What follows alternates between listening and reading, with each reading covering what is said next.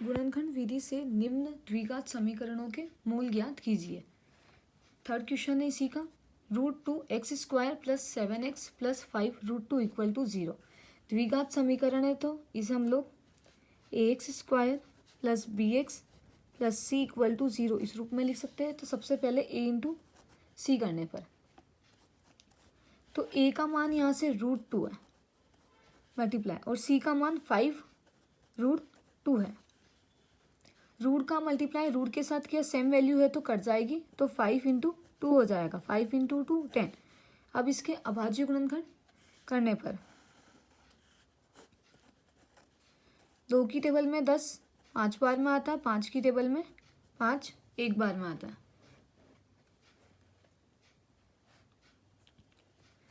तो ये दोनों वैल्यू से हमें प्लस का 7 बनाना है। बीच वाली टर्म बनाते तो 5 × 2 करने पर 10 हो जाएगा, और 5 + 2 करने पर हमारे पास 7 हो जाएगा। तो √2x² + 5x + 2x + 5√2 = 0। स्टार्टिंग दोनों और लास्ट दोनों में से कॉमन निकालने पर इन दोनों में से हमारे पास x कॉमन आ रहा है, तो अंदर बचा √2x + 5। इन दोनों में से हमारे पास कॉमन यहाँ पर कुछ भी नहीं आ रहा था, इस 2 को हम लोग लिख सकते हैं √2 × √2। तो √2 × √2 करने पर 2 ही होगा, तो यहाँ से √2 कॉमन लेने पर तो हमारे पास अंदर बचेगा √2 यहाँ से x + 5 = 0। ये दोनों टर्म सेम बन गई तो लिखने पर और बाकी बची हुई टर्म को लिखने पर =0। दोनों टर्म को 0 के इक्वल रखने पर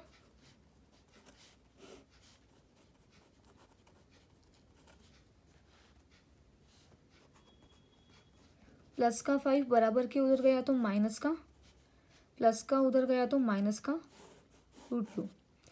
ये √2 मल्टीप्लाई में है तो डिवाइड में चला जाएगा, तो x = 2 मान आ गए, माइनस का 5/√2 और x = माइनस का √2।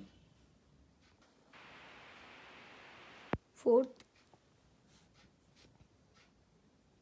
2x² - x + 1/8 = 0 द्विघात समीकरण है। ax² + bx + c = 0। सबसे पहले यहाँ पर नीचे की टर्म में भाग में 8 है, तो ऊपर इक्वेशन में इसमें पूरे में मल्टीप्लाई करने पर 8 का, तो इसे इक्वेशन फर्स्ट दे देते। तो समीकरण 1 में 8 का गुणा करने पर 2x² × 8 - x × 8 + 1 × 8 /8 = 0 × 8। मल्टीप्लाई LHS और RHS दोनों तरफ होगा, तो 8 से 8 कैंसल। तो 2x², 8 × 2 16, तो 16x² - 8x, यहाँ पर 1 बचा, और 0 × 8 = 0। अब यहाँ पर a × c करने पर a का मान यहाँ से 16 है, 16 है, और c का मान 1 है, तो 16 × 1 करने पर 16 ही होता है। अभाज्य गुणनखंड करने पर 2 की टेबल में 16 8 बार में, 2 की टेबल में 8 4 बार में, 2 की टेबल में 4 2 बार में, 2 की टेबल में 2 1 बार में।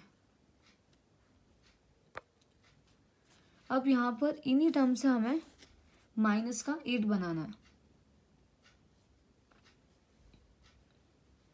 अब बताइए कैसे बनाएंगे। तो हम लोग लिख सकते हैं माइनस का 4 और माइनस का 4, माइनस का 8 भी हो जाएगा, और मल्टीप्लाई करने पर 4 × 4 16 भी हो जाएगा। तो माइनस का 4 माइनस का 4, तो माइनस का 8 भी आ जाएगा और प्लस का 16 भी आ जाएगा। तो 16 x² - का 4x - का 4x + 1 = 0। इस बीच वाली टर्म के हमेशा हम लोग टुकड़े करेंगे। इन दोनों में से क्या कॉमन आ रहा है, 4x, तो अंदर बचा 4 की टेबल में 16 4 बार में आता है, और x² है, एक x बाहर ले लिया तो x बचा, माइनस का 1, यहाँ से हमने कॉमन लिया माइनस का 1 क्योंकि कुछ भी कॉमन नहीं आ रहा, तो अंदर बचा 4x minus 1। Minus plus minus, minus minus यहाँ पर प्लस हो जाएगा। ये दोनों टर्म सेम बन गए, इसको एक बार लिखने पर 4x माइनस 1 और बाकी बची हुई टर्म को भी लिखने 4x माइनस 1 इक्वल टू 0। दोनों को इक्वल टू 0 रखने पर 4x minus 1 equal to 0, 4x minus 1 equal to 0। Minus का 1 इक्वल टू में गया तो प्लस का 1 और 4 मल्टीप्लाई में है तो यहाँ पर डिवाइड में जाएगा। तो x के 2 मान आ गए, दोनों ही सेम आ रहे 1/4 1/4। क्वेश्चन नंबर 5 फर्स्ट का ही 100x² minus 20x plus 1 equal to 0। सबसे पहले द्विघात समीकरण है तो ax² plus bx plus c equal to 0।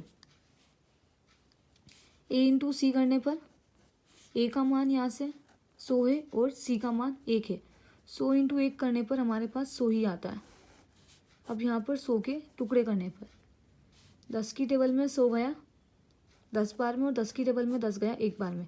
अब यहाँ पर हमें 20 चाहिए तो 10 माइनस का 10 और माइनस का 10 करने पर हमारे पास 20 आ जाएगा और 10 इंटू 10 करने पर भी 100 आ जाएगा। तो हमारे पास टुकड़े आ गए 100x²